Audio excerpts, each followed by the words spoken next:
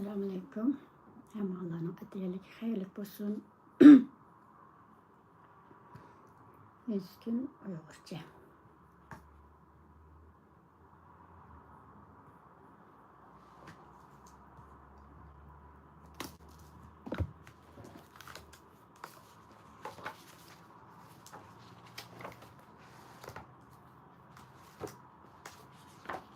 Yeni tefsir cevherlerden başlayınız.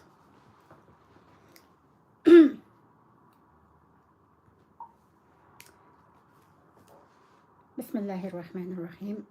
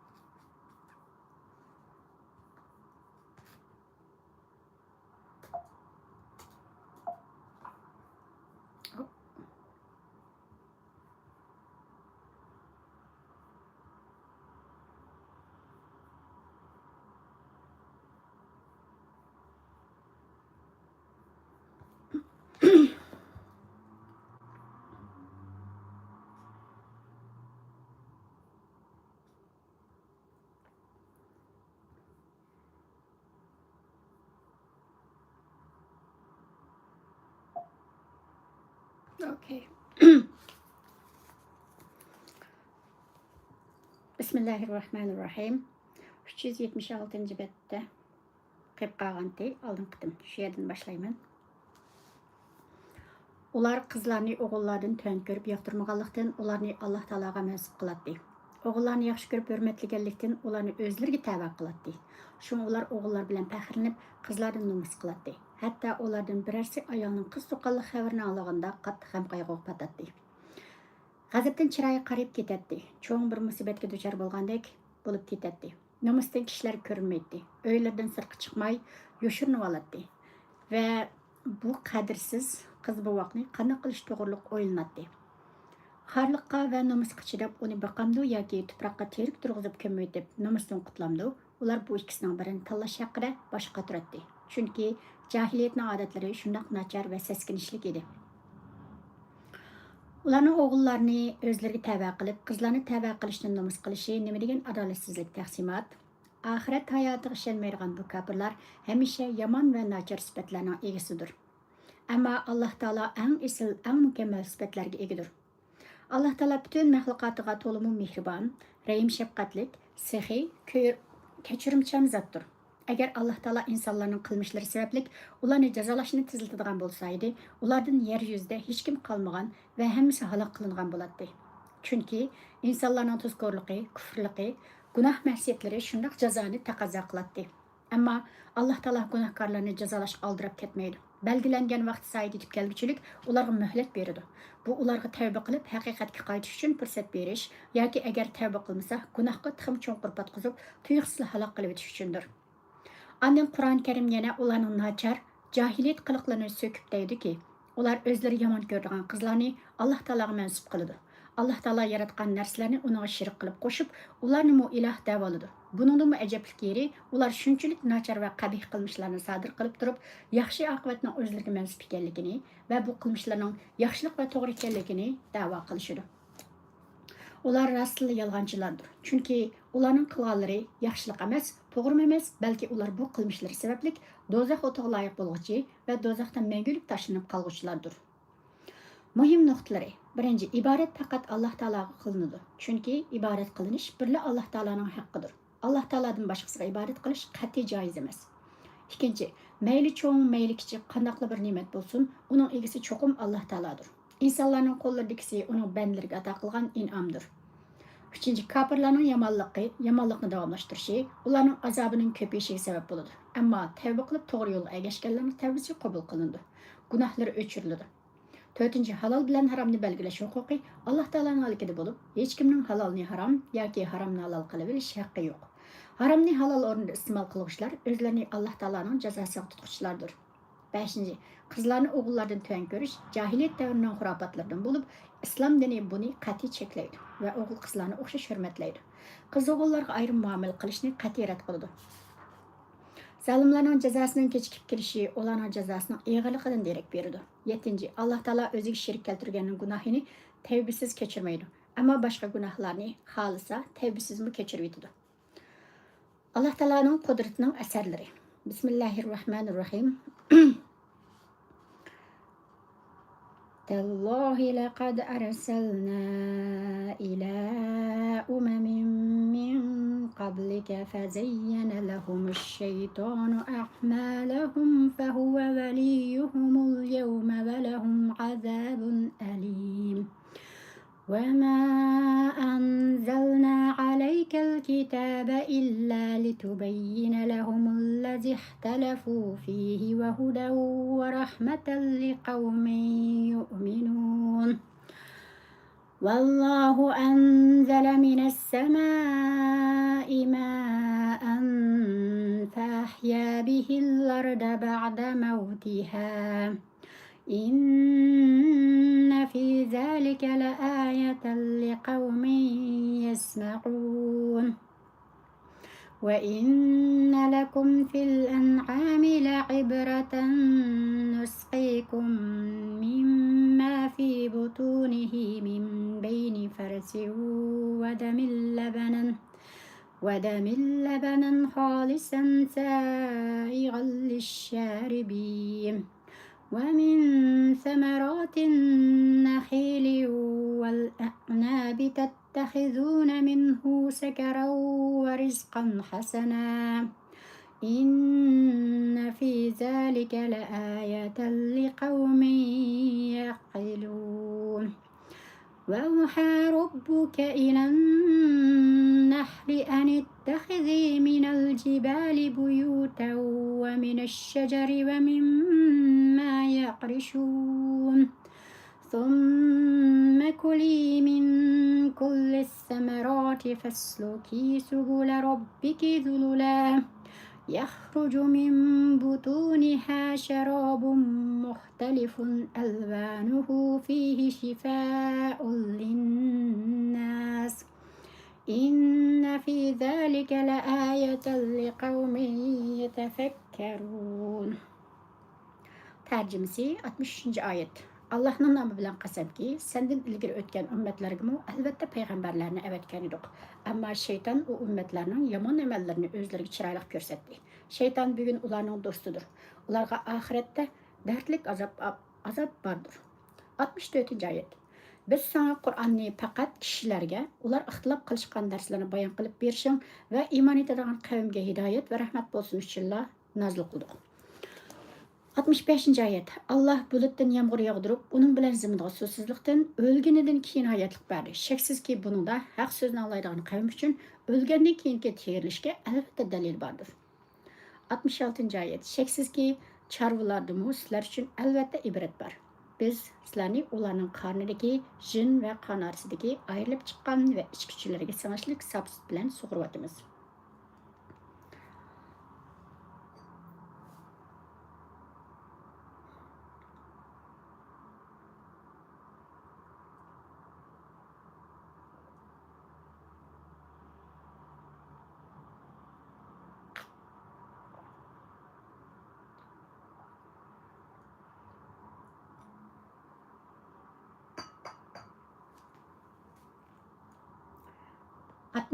Ayet. Sizler xormadan, üzümdən şaraplar və pak yeməkliklərini yasaysızlar. Bunun da aqlını işlədiyən qavm üçün əlbəttə Allah'ın qudretini göstərən dəlil var. 68-ci ayət. Rabbim həsəl hərsiga, tağlarga, dərəxtlərə və kişilər yasıgan sandıqlarga uvu tüzgün. 69-cu ayət. Andan keyin türlük meyvelərdən yegin. Rabbim sana oңайлаштырып bergen yollarda yürgen deb ilham qildi. Onun qanıdan insanlarga şifa bo'ladigan xilma-xil rangli ichimlik, ya'ni hasal chiqadi.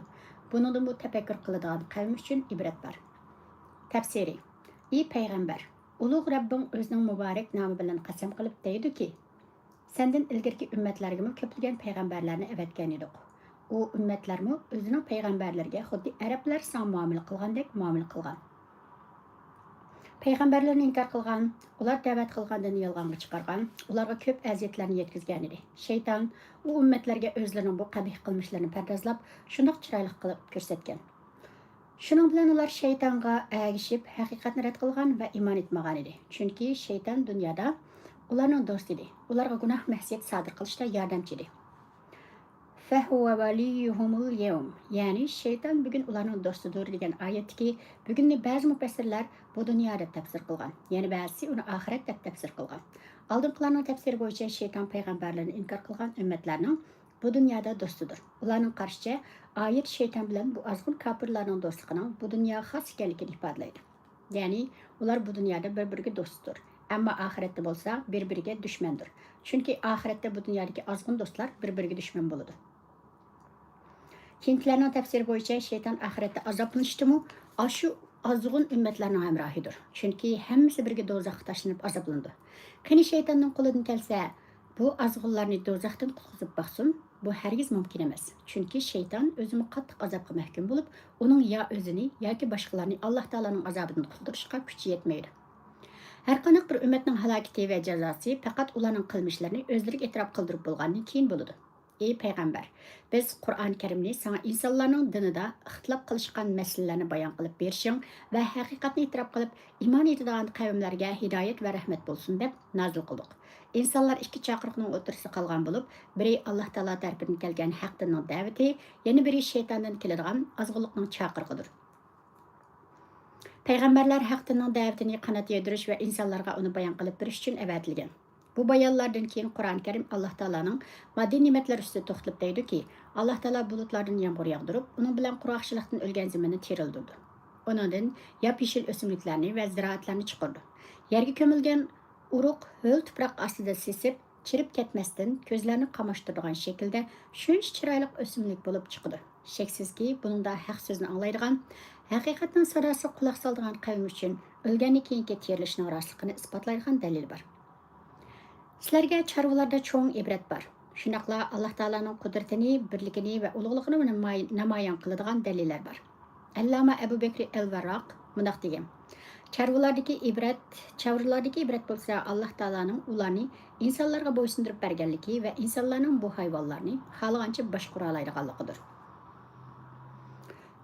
Abu Bakr al-Varraq degan kishi Hijriya 3-asrda o'tgan katta olim. Termizda tug'ilib, hozirgi Afg'onistonning Balx rayonida yashagan. Tasavvuf, muomala va arab adabiyoti haqida mashhur asarlarni yozgan. Hijriyaning 140-yili vafot bo'lgan.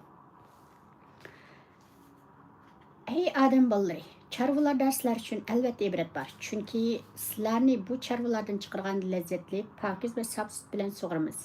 Sütdə to'liq ozuqliq bo'lib, süt hammadan bek bolalarning tan sog'ligi uchun foydalidir. Sütning foydasini bilmaydigan odam bo'lmasa kerak, chunki hozirgi zamon tibobati buni yetarli isbotlab bermoqda. Bu süt chorvalarning qornidagi singdirilgan yem bilan qondan hosil bo'ladi.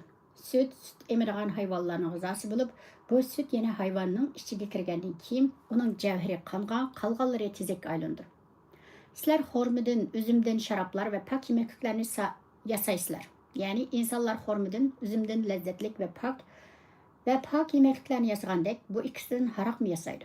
Bu ikisinden yana köp paylandı. Müfessirler ayetki pak yemekliklarni halal yemekliklar deb tafsir qilgan. Bu ayet haraqni haram qilish uchun nozil bo'lgan tunji oyatdir deyildi. Alloh taolo arablarda umlashib ketgan haraqni haram qilish uchun bir qancha bosqichliq tadbirni qo'llangan. Chunki jahiliyat arablarda haraqsiz hayotda tasavvur qilg'il bo'lmaydigan holat shakllangan edi. Şoňa bu ayetde horma bilen üzümden yasalgan yemekliklerini pak yemeklikler dep sifatlagan bolsa-mu, haraqni hiç bir sifat bilen sifatlamasdan ötüp ketgen. Çünki haraq degen pak rızık katary kirmeydi. Andan tedrici halda başka ayetlerde haraqning zini ve yaman aqibeti bayan kılıngan. Ahirde bolsa onun haram kılınganlığı keskin jakarlangan. Aqlini işlediğin kavim için bu ayetlerde elbette Allah Teala'nın kudretini gösterdiğin delil var. Rabbim hasal harsiga tağlarga, daraxtlarga ve insanlar maxsus yasagan sandıqlarga uy yasaşni, hem ösümlüklerden, çiçeklerden yeyişni ilham qildi. Demek Allah Teala hasal harsining tabiatiga shunday qilishni so'ndirib etdi.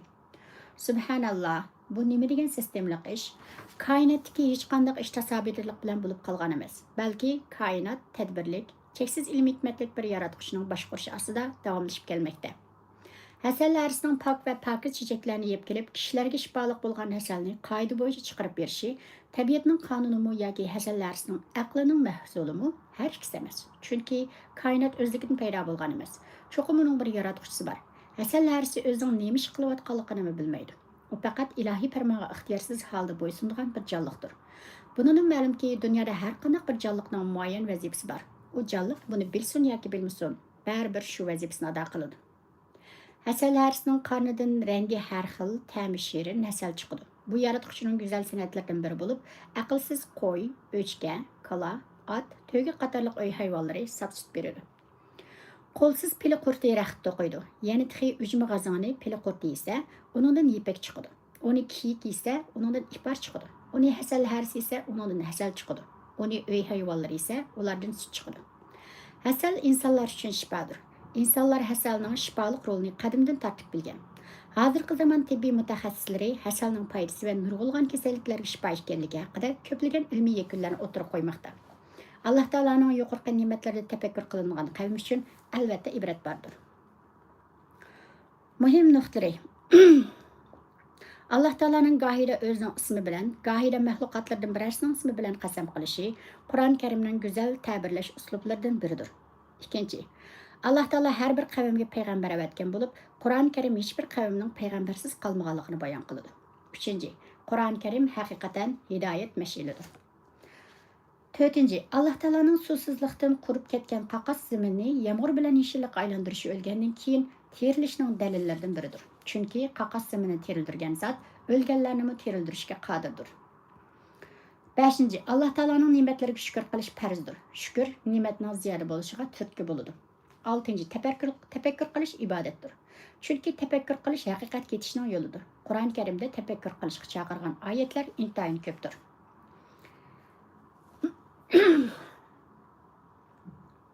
Endi Alloh taolaning ajoyib qudratlari va birligining dalillari.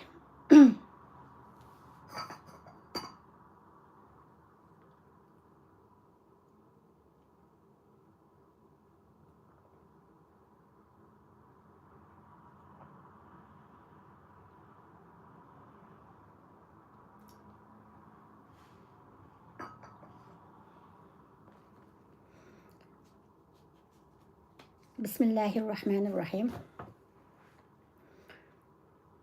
Vallahu halaqakum thumma yatawaffakum wa minkum man yuraddu ila arzalil umri likay la ya'lama ba'da ilmin shay'an.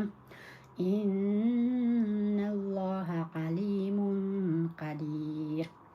Wallahu فَضَّلَ بَعْضَكُمْ عَلَى بَعْضٍ فِي الرِّزْقِ فَمَا الَّذِينَ فُضِّلُوا بِرَادِّ رِزْقِهِمْ عَلَى مَا مَلَكَتْ أَيْمَانُهُمْ فَهُمْ فِيهِ سَوَاءٌ أَفَبِنِعْمَةِ اللَّهِ يَجْحَدُونَ وَاللَّهُ جَعَلَ لَكُم مِّنْ أَنفُسِكُمْ أَزْوَاجًا وَجَعَلَ لَكُم مِّنْ أَزْوَاجِكُمْ بَنِينَ وَحَفَدَةً وَرَزَقَكُم مِّنَ الطَّيِّبَاتِ أَفَبِالْبَاطِلِ يُؤْمِنُونَ وَبِنِعْمَةِ اللَّهِ هُمْ يَكْفُرُونَ وَيَعْبُدُونَ مِن دُونِ اللَّهِ مَا لَا يَمْلِكُ يملك لهم رزقا من السماوات والأرض شيئا ولا يستطيعون فلا تضربوا لله الأمثال إن الله يعلم وأنتم لا تعلمون. Tercümesi 70. ayet. Sizlarni Allah yaratdı. Anda sizlarning jininglarni oladi. Aranglarda ömürning eng nachar, yana qiyinlik bosqichiga ulashadiganlarmi bor. Ular hatto burun bilganlarni bilmas bo'lib qoladi. Allah haqiqatan hammani bilguchidir, hammaga qodirdir. 71. ayet. Allah sizlarning ba'zinglardan rizqda ustun qildi. Rizqda ustun qilinganlar o'zlarining rizqini rizqda tang bo'layli deb hargiz qo'l ostidagi qullarga bermaydi. Shundaq tursimi, ular Allohning ne'matiga tanamdi. 72. ayet. Allah sizlar uchun jo'rlarni o'z tipinglardan yaratdi. Sizlar uchun jo'ringlardan o'g'illarni va navrlarni yaratdi. Sizlarga turli shirin narsalarni rizq qilib berdi. Shundaq tursimi, ular botilga ishinib Allohning ne'matiga kufrlik qilamdi. 73. ayet. Ular Allohni qo'yib, o'zlariga osmonlardan va yerdan hech qanday rizq tepib bera olmaydigan, unda qilishga hargiz qudrat yetmaydigan narsalarga cho'qinamdi. 74. ayet. Sizlar Allohga hech narsani o'xshatmanglar. Sheksizki, Alloh hammani biladi, sizlar bilmaysizlar. Bu oyatlarning oldingi oyatlar bilan bo'lgan munosabati.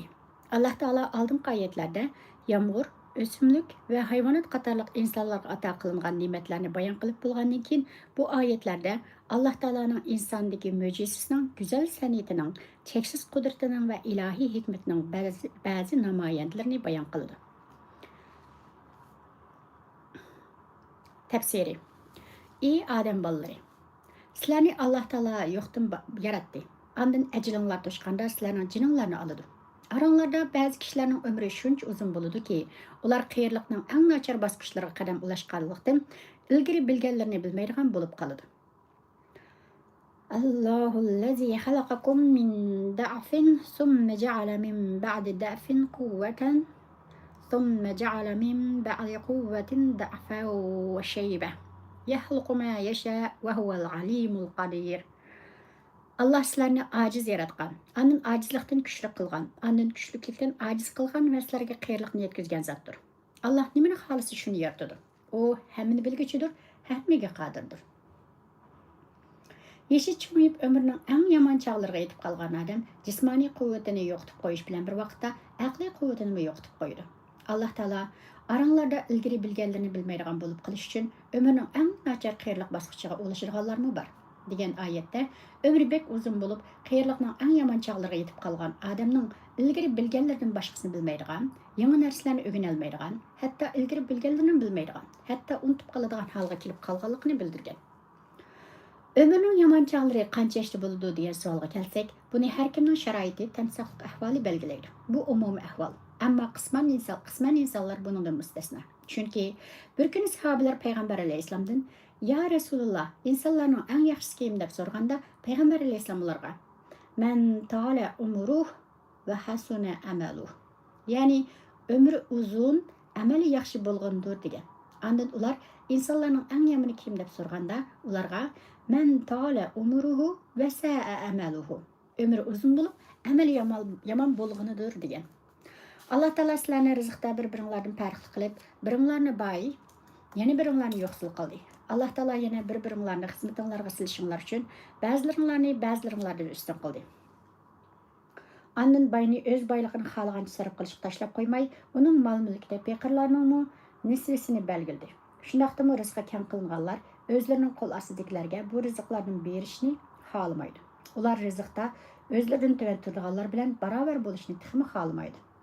Aslida bergüçler bilan alg'ishlar Alloh taoloning nazarida o'xshashdir. Chunki ular bersa va olsa, Alloh taolo ato qilgan ne'matdan berdi va oladi. Demak, pul molning haqiqiy egasi Alloh taolodir va bandlarning qo'llaridagisi Alloh taoloning omonatidir. Qo'llarga tushgan omonatni Alloh taolo belgilab bergan bo'yicha sarf qilgan odam nijot topadi. Aksicha ish qilganlar qilmishlarining jazosini tortadi. Oyatning ma'nosi shuki, Alloh taolo insonlarni bir-biridan farqli qildi. Ba'zini boyliqda, mansabda va igdorchilikda ustun va ortiq qildi. Baylarning pul milda peqirlarga berishga tegishlik nisbi belgildi. Lekin baylarning to'lisi peqirlarga ularning belgilangan haqqini to'liq bermaydi. Faqat az bir narsalar bilanla ularni xush qiladi. Qo'l ostida ishlaydigan xizmatchilari bo'lganlarning to'lisi qo'l ostidagilarning haq-huquqlariga rioya qilmaydi. Ularning o'zlariga teng bo'lib qilishini xohlamaydi. Alloh taolo insonlarga bu misolni keltirish orqali shuni izohlashni iroda qilgan. Ey insonlar, sizlar qo'l ostinglardagi xizmatchilaringlarning sizlarga o'xshash bo'lib qilishni yoqtirmaydigan turib, qandoqmi mening maxluqotimni menga tava qilasizlar? Qandoqmi ularni iloh deb atab olasizlar? O'zinglar insonlikda o'xshash, faqatla mol dunyoda yoki mansabda sizlardan tuvan turadiganlar bilan o'zinglarni barobar qilishni yoqtirmagan yerda qandoqmi sizlar cho'qinayotgan narsalarni, osmonlarni, zaminni va koinotdagi hamma narsani yaratgan ulug' yaratquchiga teng qilib olasizlar? Sizlar Alloh taoloning ne'matlariga tuzkorlik qilib, uningga o'zi yaratgan narsalarni shirk qilib olamsizlar. Halbuki Alloh taolo sizlar uchun jo'ronglarni o'z tipinglardan yaratib berdi va ayollar o'tirsida mehr muhabbatni ato qildi. Sizlardan bolalarni, navrilarni, hatto chevirlarni yaratdi. Sizlarni eng pok ne'matlar bilan rizqlantirdi. Sizlar buni bilmayapsizlar? Bu mushriklar batilga, saht ilahlarga ishondiyu, Alloh taoloning ne'matlarini inkor qildi. Ularga osmondan yoki zamindan hech qanday rizq berilmaydigan narsalarni iloh deb cho'qinadi-yu, hammani bergan va sanab bo'lg'siz ne'matlarni, keng rizqlarni ato qilgan Rabbiga ibodat qilmaydi. Shaksizki, bu o'pochiq ozg'unlikdir. Ahvol bunday ekan, ey insonlar, sizlar bu haqiqatlarni bilgan bo'lsanglar, yagona Rabbinglar bo'lgan Alloh taologa hech narsani shirk keltirmanglar. Uningga hech narsani o'xshatmanglar, chunki u hech bir maxluqotga o'xshamaydi. Uning hech bir shirki yo'qdir. U shundoq tangdarsiz ilohdir. Mushriklarning butlarga cho'qinishdagi safsatisi mundaq bo'ldi. Mundaq edi. Cho'nglar podshohlarga xizmat qiladi, qullar cho'nglarga xizmat qiladi. Bu butlarimizmi bizni Allohga yetkazadi. Biz shuning uchun bu butlarga cho'qinamiz. Bu ochiq batil e'tiqod, xato tushuncha va qamlashmagan o'xshatishdir. Chunki Alloh taoloning maxluqotga qiyos qilg'ili yoki o'xshatqili bo'lmaydi. Alloh taoloning vazir-vuzralari yoki yordamchilari yo'q. U dunyoning podshohlariga o'xshamaydigan yagona podshohdir. U bandlariga ularning jon tomirlaridan bak yaqindir. Shunga bandlar Alloh taologa munojatlarini va dardlarini yetkazish uchun vasitaga yoki vasitachilarga muhtoj emas.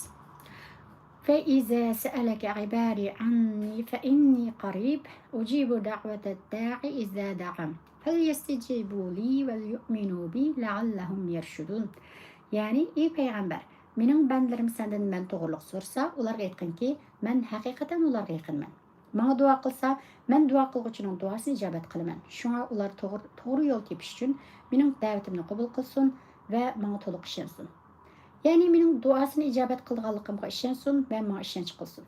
Alloh taolo bildi, sizlar bilmaysizlar. Alloh taoloning so'zini anglanglar, uning itoat qilinglar. U sizlarning gunohlaringizni afv qildi va ajringlar to'shqicha sizlarni yoshitdi. Muhim nuqtalari. Birinchi, rizq Alloh taoloning taqsimoti bo'lib, u kishilarning aql farosatiga yoki ilm saviyasiga, qo'lidagi diplomiga va yoki taqvoliga qarab emas, balki Alloh taolo o'zi biladigan ma'lum hikmat bo'yicha taqsim qiladi. Alloh taolo xohlagan bandasini boy, xohlagan bandasini yo'qsul qiladi. Ikkinchi, Alloh taoloning ne'matlarini inkor qilish, uning o'zini inkor qilganga o'xshash tuzkorlikdir. Uchinchi, Alloh taoloni qo'yib, qo'lidan hech ish kelmaydigan saxt ilohlarga cho'qinganlar insonlarning eng aqlsizlaridir. Yaxshi qilibsizmi? Bularning misoli. Bismillahirrohmanirrohim. ضرب الله مثلا عبدا مملوكا لا يقدر على شيء ومن رزقناه منا رزقا حسنا فهو ينفق منه سرا وجهرا هل يستوون الحمد لله بل أكثرهم لا يعلمون وضرب الله مثلا الرجلين أحدهما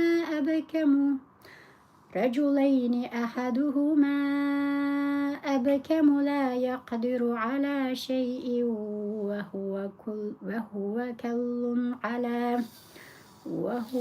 كل على مولاه أينما يوجهه لا يأتي بخير هل يستوي هو ومن يأمر بالعدل ومن يأمر بالعدل وهو على صراط مستقيم ولله غيب السماوات والأرض وما أمر الساعة إلا كلمح البصر أو هو أقرب إن الله على كل شيء قدير والله أخرجكم من بطون أمهاتكم لا تعلمون شيئا وجعل لكم السمع والأبصار والأفئدة لعلكم تشكرون ألم يروا إلى الطير مسخرات في جو السماء ما يمسكهن إلا الله إن في ذلك لآيات لقوم يؤمنون. Tercümesi 75. ayet.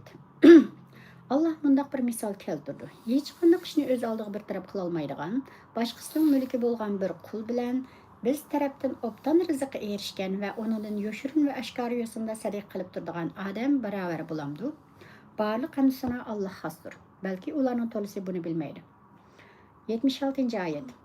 Allah yana mundaq ikki kishini misal keltirdi. Ularning biri hech ish qila olmaydigan va egisiga yuk bo'lib qolgan bir gachi bo'lib, egisi uni mayli qayerga avatsin, u hech qanday bir foyda olib kelolmaydi.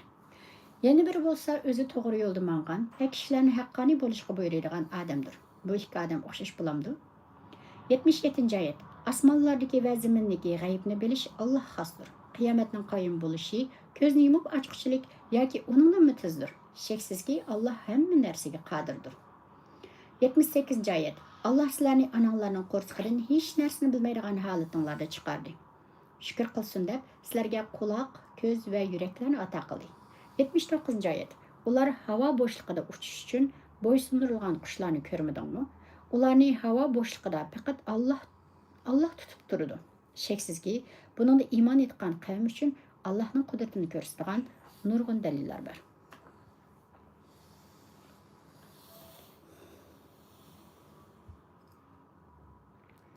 Tefsiri. Allah Taala hech narsaga arzimaydigan, hech kimga foyda ziyon yetkazolmaydigan, bulutlarning koinotning yagona yaratuvchisi, hammani parvarish qilib turg'uchi va hammaga rizq beruvchi Alloh Taologa qilcha o'xshamaydiganligini tushuntirish uchun mundaq bir misolni keltirdi. Boshqalarning egidorchiligida bo'lib, o'z oldiga hech qanday bir ishni bir taraf qila olmaydigan, o'ziga yoki boshqalarga foyda yetkazolmaydigan bir bechora qul bilan qo'lidan hamma ish keladigan, Alloh Taolo ato qilgan rizqdan yoshirin yoki oshkora xohlagancha saxovat qiladigan odam barobar bo'lamdi. Ya'ni qo'lidan hech ish kelmaydigan biri bilan hammani qila oladigan biri o'xshamdi, o'xshashmi?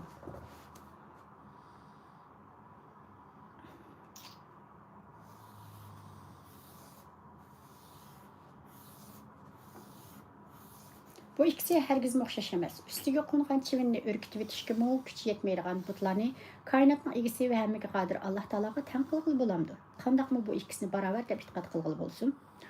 Barcha go'zal maqtoshlar va eng asl madiyalar hammaga hisobsiz rizq berguchi, hammani parvarish qilib turuvchi shafqatli Rabbimiz Alloh Taolo xosdir. U haqiqiy madiyaga va eng go'zal maqtoshlarga loyiq yegona zotdir. U berganni to'sib olguchi yo'q. U to'sib qo'yganni beralguchi yo'q. U hammaga qodir ilohdir. Lekin insonlarning ko'p sonligi bu haqiqatni bilmaydi.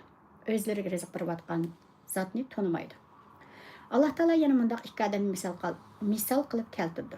Ularning biri gazgachi bo'lganlikdan, gap tushunmaydigan, hech narsani bilmaydigan, hech narsani olmaydigan, qo'lidan hech bir ish kelmaydigan, hech kimga foyda yetkazolmaydigan, o'zining ishini qila olmaydigan, xo'jayiniga yuk bo'lib olgan odam. Yana biri kishilarni adolatli bo'lishga buyuradigan, adolatni barpo qiladigan, to'g'ri ish qiladigan, o'z mas'uliyatini ado qiladigan, so'zlayoladigan, so'zni tushunadigan odamdir. Bu ikkisi barobarmi? Hargiz barobar bo'lmaydi. Alloh Taolo yuqorqi misollarni keltirgandan keyin o'zi haqida to'xtaldi. Osmonlardagi va zimindagi g'ayblarning ochqichi Alloh Taoloning ilkididir. Uningga mahluqotlardan hech kim aralasha olmaydi, hech kim sherik bo'lmaydi, bo'lolmaydi. Kofirlar inkor qilayotgan va musulmonlar ishinib tayyorlik ko'rayotgan qiyomat vaqti soati yetib kelganda, u ko'zni yumib ochqichlik orliqda yoki undan qisqa bir vaqt ichida maydonga keladi. Bu Alloh taolaning qudratining cheksizligiga va uning qanday ishni vujudga keltirishni xohlasa, uni intayin tezlikda vujudga keltiradiganligiga keltirilgan bir misoldir.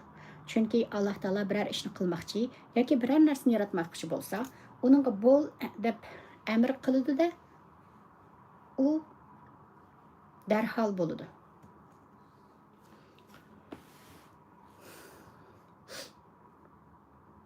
Allah Taala sizlarni analarning qo'rsqidan hech narsani bilmaydigan holatinglar bilan chiqardi. Sizlarga quloq, ko'z, dil qatorliq ilm ma'rifat hosil qilishning qurollarini ato qildi. Allah Taala sizlarga bu a'zolarni sizlarning o'zinglar yashayotgan muhitni tushunishinglar, uning sir asrorlarini bilishinglar, bu a'zolarning har birini to'g'ri yo'lga va to'g'ri ishlatishinglar uchun ato qildi. Bularning hammasi oxirgi hisobda sizlarning Alloh taologa shukr qilishinglar uchun ato qilindi. Ya'ni har bir a'zoni joyida to'g'ri yo'lga ishlatish va undan to'g'ri yo'sinda foydalanish orqali bularning shukrasini ado qilishinglar uchun ato qildi. Ular havo bo'shliqida uchish uchun ilohiy qonuniyat bo'yicha bo'ysundirilgan qushlarni ko'rmadimi? Bularni havo bo'shliqida yerga tushib ketishdan faqat Alloh taolo tutib turdi. Alloh taoloning qudrati bilan bu qushlar havo bo'shliqida qanotlarini yaygan va yiqqan holda parvoz qila oladi va tuanga tushib ketmay tura oladi. Qushlarni havo bo'shlig'ida kim bundoq turg'iza oladi? Kim uning uchishini o'rgatdi? Kim uning ilhom berdi? Albatta Alloh taolodir. Shaksizki buningda Alloh taologa iymon keltirgan qavm uchun albatta uning cheksiz qudratini ko'rsatadigan nurg'un dalillar bor. Bularning hammasi koinot dalillaridan bo'lib, koinot dalillari Alloh taoloning qudratini namoyon qiladigan dalillar ichida eng ko'rinarlidir.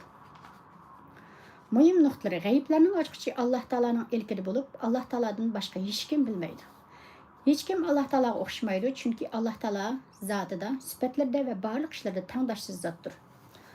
İnsanın quloq, ko'z va qalb a'zolari qatorliq a'zolarning vazifasi nihoyat muhim bo'lib, Alloh taolo qiyomat kunida bu a'zolarning qilgan atganlaridan tafsiliy hisob beradi.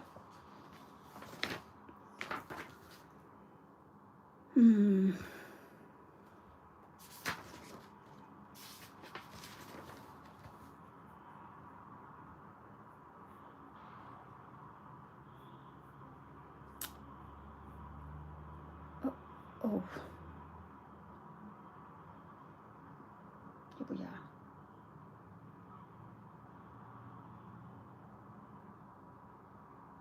Allah'ım.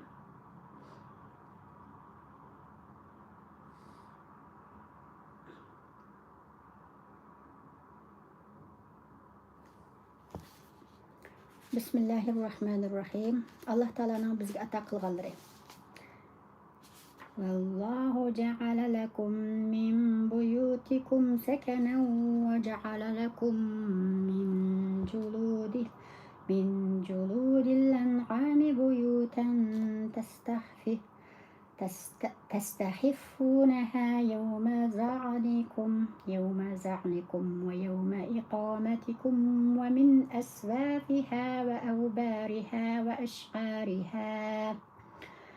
وأشعارها أساسا ومتاعا إلى حين والله جعل لكم مما خلق ظلالا وجعل لكم من الجبال أكنانا وجعل لكم سرابيل تقيكم الحر وسرابيل تقيكم بأسكم كذلك يتم نعمته عليكم لعلكم تسلمون فإن تولوا فإنما عليك البلاغ المبين يعرفون نعمة الله ثم ينكرونها وأكثرهم الكافرون.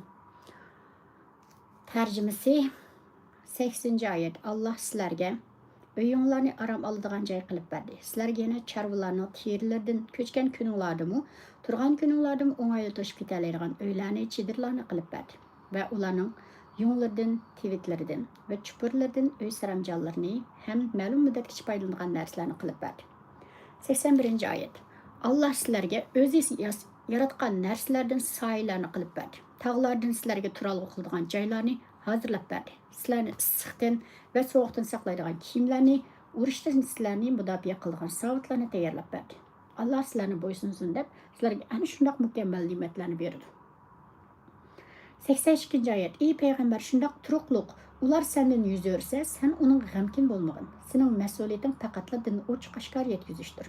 83 ayet. Ular Allah'ın nimetini tanıydı. Andın o nimetlerini inkar kıldı. Ularning tolisi kafirlardır. Tafsiri. Allah Taala sizlarga o'ltirayotgan uyinglarni aram elib rahatlangan turalg'u qilib berdi. Sizlar uni yetib qopsizlar, dam olasizlar, uxlab rahatlansizlar. Allah Taala yana sizlarga hayvonlarning terilaridan sizlar safarga chiqqan kunlaringlardami boshqa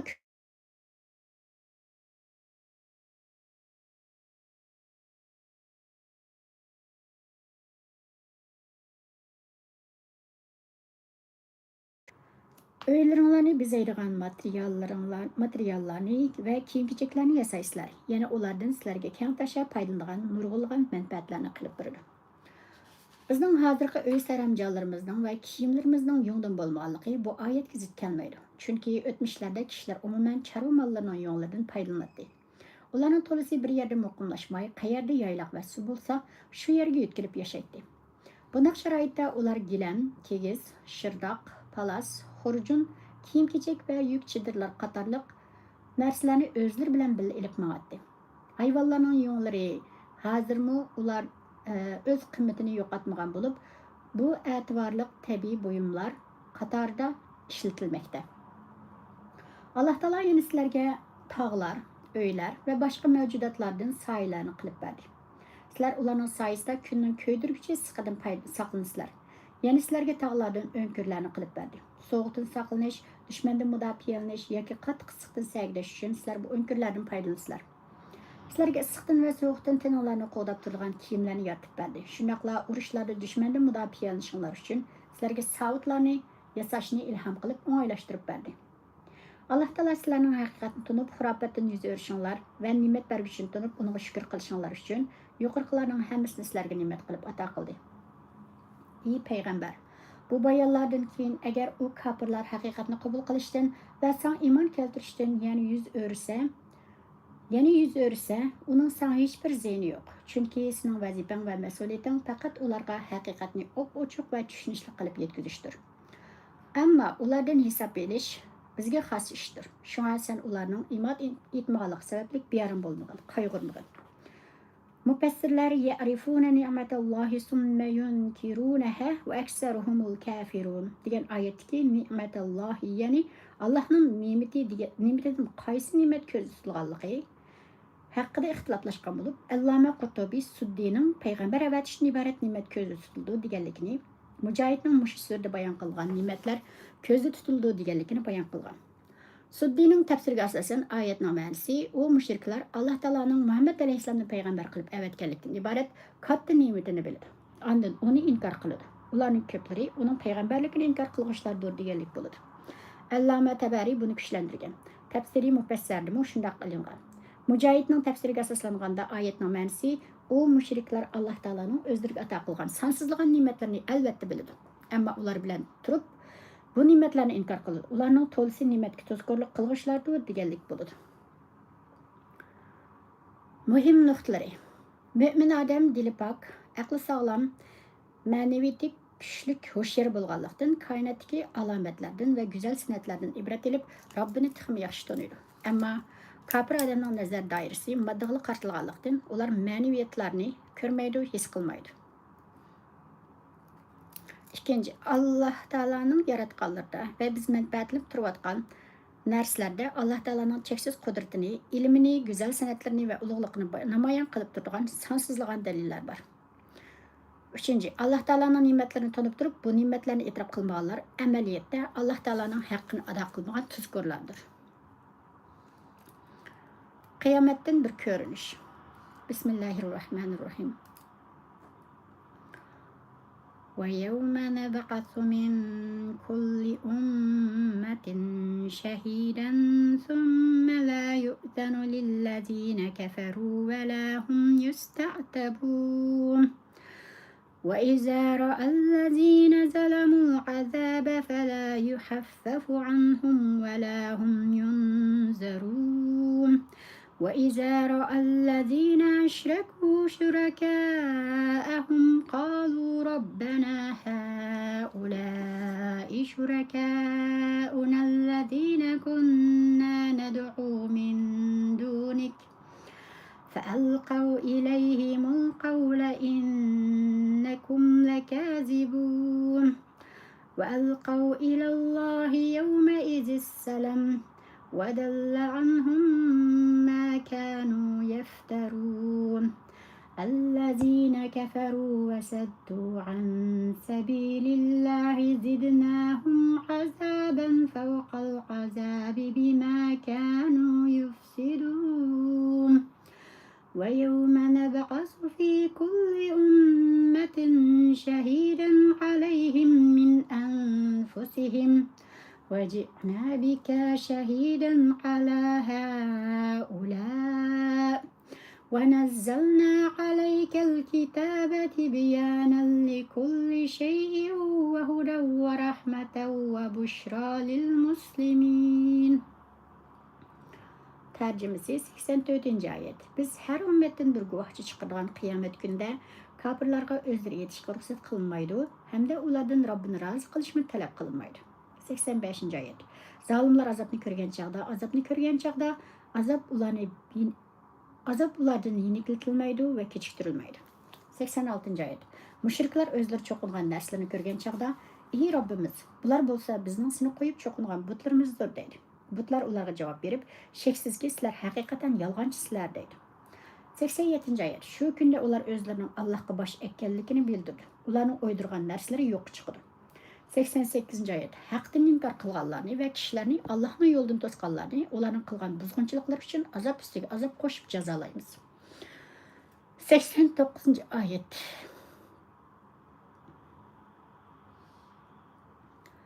Ey payg'ambar, shuni eslagin o kunda biz har bir ummatga ularning ichidan o'zlariga qarshi guvohlik beradigan bir shahid keltiramiz. Senimi bularga ya'ni ummatingga shahid qilib keltiramiz. Biz sana Qur'onni hamma narsani tushuntirib beradigan, musulmonlarga hidoyat, rahmat va xushxabar qilib nozil qildik. Tafsiri. Ey payg'ambar, biz har bir ummatdan ularga guvohlik bergan bir guvohchini chiqargan qiyomat kunini ularga eslatgin. O kunda har bir payg'ambar o'z ummati ichidan iymon etganlarning iymoniga, inkor qilganlarning kofirligiga guvohlik berdi. فكيف إذا جئنا من كل أمة بشهيد وجئنا بك على هؤلاء شهيدا. Yani ey payg'ambar, biz har bir ummatdan bir payg'ambarni guvohchi qilib keltirgan va senimi o'z ummatingga guvohchi qilib keltirgan chig'imizda ularning ahvoli qanday bo'lar? Ondan bu kofirlarning dunyoda iymon etmaganligi uchun o'zlari etishiga va o'zlarini mudofaa qilishiga ruxsat berilmaydi. Chunki ularning o'zlarini aqlashga hech qanday dalili yoki o'zdirisi bo'lmaydi. Ularning Alloh taoloni rozi qilish uchun biror ish qilishimi talab qilinmaydi. Chunki aql idroki joyida bo'lgan bir insonning iymonsiz yashashini hech qanday bir o'zdir bilan aqli qilib bo'lmaydi. Shuningdek, oxirat olimi iymon etish va ibodat qilish olimi emas, balki faqat mukofot yoki jazo olimidir. Mushriklarning qiyomat kuni o'zlari dunyoda Alloh taologa shirk qilib olib cho'qingan narsalarni ko'rgan va Alloh taoloning ogohlantirganlarining rost ekanligini bilgan chig'ida o'z qilmishlarini e'tirof qilib deydiki, ey Robbimiz, bular biz dunyoda seni qo'yib cho'qingan ma'budlarimiz edi. Voy esit, biz Robbimizning oldida qattiq aybkor bo'ldik. Mushu saxta ma'budlar bizni dunyoda aldab ketgan ekan. Saxta ma'budlar Alloh taoloning qudrati bilan zuvanga kelib, ularga mundaq deb raddiya berdi. Ey ahmoqlar, sizlar rostli yolg'on aytyapsizlar. Sizlar bu so'zinglar bilan o'zinglarni aqlay olmaysizlar. Chunki sizlar o'z ixtiyoringlar bilan bizga cho'qingan va o'zinglar bizni Robbimizga shirk qilib olgan edinglar. Qiyomat kunida mushriklarning hammasi Alloh taoloning hukmiga majburiy bosh egdi, qattiq azobga haydab miyoldi. Ularning dunyoda bular Allah'ın şirklidir ve bizim şafaatçilerimizde de oydurup çıkargan sahtı mabutları yok çıkıdı ve onlar için hiç dersi yaskatmaydı. Allah Teala'nı onun tarafından kelgen haqdan inkar qilish bilan qalmay, yana hadini eshib kishilarni Allah Teala'nın bu dağdam yo'lidan to'sqanlarning azobini qatma-qat ziyoda qilamiz. Ularni eng dardli azoblar bilan jazolaymiz. Chunki ular shunday azobga tegishli bo'lganlardir. Qiyomet günü yana har bir ummatga o'zining payg'ambarini guvohchi qilib keltiramizda, u o'zining ummatidan bo'lgan mo'minlarning iymoniga, kofirlarning kofirligiga guvohlik berdi. Bunday qilish gunohkorlarni o'z qilmishlariga e'tirof qildirish uchundir. Ey payg'ambar, biz seni qiyomat kunida o'z ummating guvohchi qilib keltiramiz. Sen ulardan iymon etganlarning iymoniga, kofir bo'lganlarning kufriga, taqvolik qilganlarning taqvoligiga, gunohkorlarning qilmishlariga guvohlik bersin. Biz sana Qur'oni Karimdan iborat bu muborak kitobni hamma narsani to'liq va ochiq bayon qilib berdigan, musulmonlar uchun hidoyat, rahmat va xushxabar qilib nozil qildik. Shaksizki Qur'oni Karim dinning masalalarining asosligini bayon qilib bergan bo'lib, qolganlarini payg'ambar alayhisalom hadislari orqali bayon qilgan. Payg'ambar alayhisalom o'zining hadislari va ish izlari bilan Qur'oni Karimning ko'rsatmalarini amaliy hayot tatbiq qilgan. Shunga Qur'oni Karimni tushunish va uni hayotda tatbiq qilish uchun payg'ambar alayhisalomga va uning hadislariga bo'lgan ehtiyoj zo'rdir. Bu sababdan Muhammad alayhisalomga itoat qilish orqali Allohga itoat qilganlikdir. Bu sababdan Muhammad alayhisalomga itoat qilish Allohga itoat qilganlikdir. May yuti'ir rasula faqad ata'a Allah. Ya'ni kimki payg'ambarga itoat qilsa, u Allohga itoat qilgan bo'ladi. Va ma yantiqu anil hawa in huwa illa wahyun yuha. Ya'ni u o'z xohishi bo'yicha so'zlamaydi. Uning so'zligini faqatla unga qilingan vahiydir. Va man yushaqiqir rasula min ba'di ma tabayyana lahu al-huda va yattabi' ghayra sabilil mu'minina nuwallihi ma tawalla va nuslihi jahannam va sa'at masira. Ya'ni kimki o'ziga to'g'ri yo'l aniq bo'lgandan keyin payg'ambarga asilik qiladigan, mu'minlarning yo'ldan boshqasiga ergashadigan, uni o'z yo'li qo'yib beramiz. Ahir jahannam kirgizimiz. Jahannam nima degan yomon joy? Payg'ambar alayhisalom barliq musulmonlarni sahobalarning yo'liga ergashishga buyurgan. Chunki sahobalar Qur'on Karim bilan hadisga chin isilgan kishilar edi. Ular bu ikkisida bayon qilinmagan masalalarni, bu ikkisidagi xarakter jihatdan bir-biriga o'xshab ketadigan masalalarga qiyos qilish va ijtihod qilish orqali insonlar hayotda duch keladigan masalalarga javob topib chiqqan. Shunday qilib islom fiqhisi barliqqa kelgan. Qur'on Karim islom manbalarining eng asoslisi bo'lib, hadis, ijmo, qiyos qatorliqlarning hammasi Qur'on Karimga tayinadi. Qur'on, hadis, ijmo va qiyosdan iborat islom manbalari orqali hayotlikning hamma taraflarini o'z ichiga oldi. Kishilar duch kelayotgan masalalarning hammasiga javob bergan, musulmonlarning din va dunyolik barliq ishlarni radga solgan mukammal islom qonuni barliq keldi. Islom qonuni kishilarning qiyinchiliklarini eng munosib yo'l bilan hal qildi. Muhim nuqtalari. Birinchi, qiyomat kuni har bir ummatning payg'ambari o'z ummati ichidagi mu'minlarning iymoniga, inkor qilganlarning kofirligiga guvohlik berdi. Ikkinchi, kofirlarning hech qanday o'zrisi qabul qilmaydi va ular udul do'zaxga haydaldi. Uchinchi, mushriklarning bu dunyoda cho'qilgan saxt ilohlari qiyomat kunida ularning gunohini ustiga olmaydi va ularga qilch asqatmaydi. To'rtinchi, kishilarni Alloh taolaning dinidan to'squvchilarning oxiratdagi azobi qatma-qat og'ir bo'ladi va qat'iy yengillitilmaydi. 5. Qur'on Karim butun insoniyat uchun hidoyat mash'al bo'lib, Qur'on Karimga iymon etmaganlarning o'zrisi qabul qilinmaydi.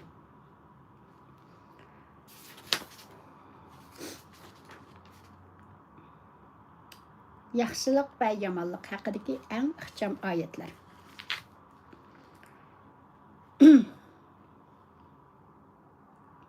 Bismillahirrahmanirrahim.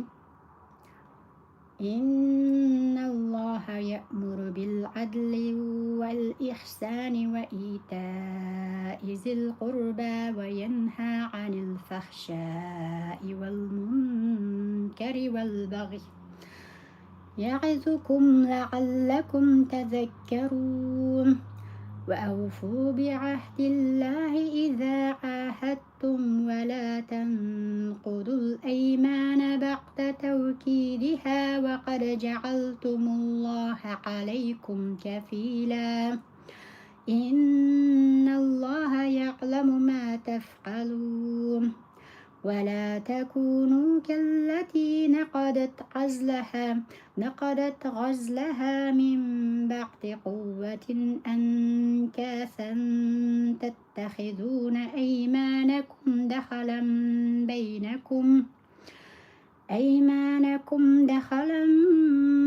بينكم أن تكون أمة هي أربى من أمة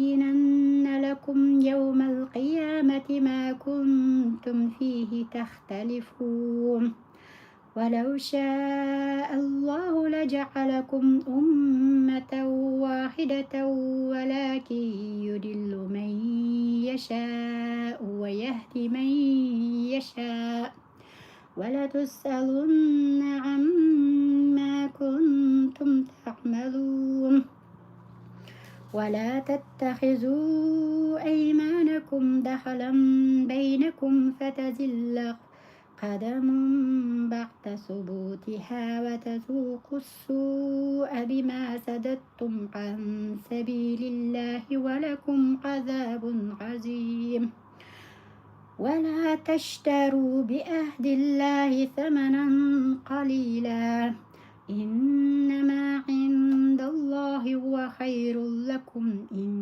كنتم تعلمون ما عندكم ينفد وما عند الله باق ولنجزين الذين صبروا أجرهم بأحسن ما كانوا يعملون.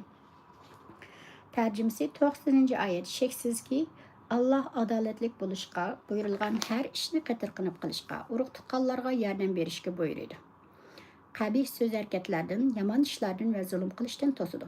Nəsiyyətini qəbul qılışınlar üçün Allah sizlərə pənd nəsiyyət qılıdı. 91-ci ayet. Sizlər əhd tüzüşkəndə Allah bərgən əhdiga vəfa qılınlar və Allahqa bərgən əhdiga vəfa qılınlar və qəsmanlarını Allah'ın namını tilgə elib puxtulğandan keyin buzmanglar. Unutmanglar ki, sizlər özünlərə Allah'ını guvahçı qıldınlar. Çünki Allah qılmışınlarını bilib durur. 92-ci ayet. Sizlər bir cemaatın san və mal-mülk cəhətdə yeni bir cemaatın köp ekanligini görüb, qəsmanlarını aranglarda aldamçılıqның vasitəsi qılıb elib, müstəhkəm əhdini buzub, pishiq ilgirgən yepni tushib etgan xotindek bolmanglar. Şəksizki Allah sizlərni bunun bilan sınaydı. Sizlər talaş tartış qılıb atqan narsalarni qiyomat günü sizlərə çoxum aydınlaşdırıb verir. 93-cü ayet. Allah xalığan bolsaydı, əlbəttə sizlərni bir ümmət qıladı. Lekin Allah xalığan adamını arzulluqda qaldırdı. Xalığan adamını hidayət qılıdı. Sizlər hər bir qılmışınlar üstüdə əlbəttə soraqqa tartılısızlar. 94-cü ayet. Qasımlarını öz aranlarda aldamçılıqның vasitəsi qılıb almanglar. Bolmasa qadiminglar İslamda müstəkim bolğandan keyin tiyilib ketdi. Yaman örnek bolup kişilerini Allah'ın yolundan tozqanlıqlar üçün dünyada cezasını tetiysizlər. Ahirette bolsa çoğun azabqa qalısızlar. 95-ci ayet. Sizlər Allah'a bərgən əhdini ərziməz nərsəyə setib etmanglar. Əgər bilsənglər, Allah'ın dərgahidəki mükafat sizlər üçün ən yaxşıdır. 96-cı ayet. Sizlərinin ilkinlardakı nərslər tügeydi. Allah'ın dərgahidəki nərslər tügəməsdir. Vədik vəfa qılış qatarlıq şəriət görsətmələrə əməl qılışda çidamlıq bulğuşlar qılğan əməllərinin ən yaxşısı boyunca mükafat verimiz.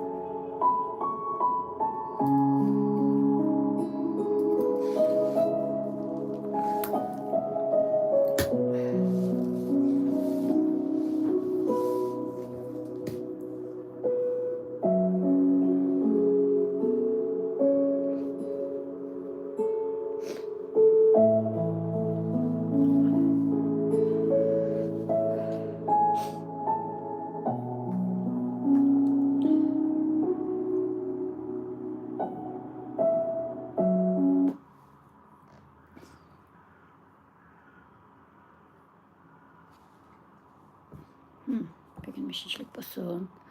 Kelar qitimliq naq maydonga kirishga Allohga emanet. Bugün beşinchilik bo'lsin. Kelar qitimliq naq maydonga